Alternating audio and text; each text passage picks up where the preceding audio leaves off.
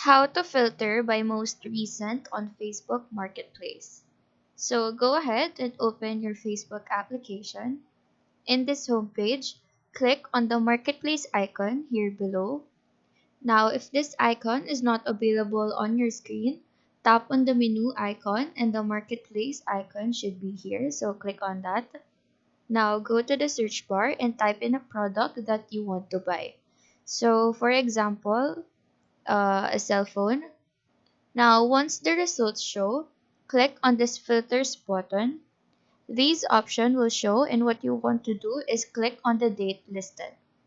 If you want the most recent ones, make this set to last 24 hours.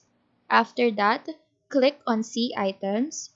Now, if you want more results, go back to the filter again and change it to last 7 days. As you can see, these are the products listed for the past 7 days. So that is how to filter by most recent on Facebook Marketplace. Do let us know if this video helped you out, and if you have any questions, feel free to drop them down below. Thank you for watching and have a nice day.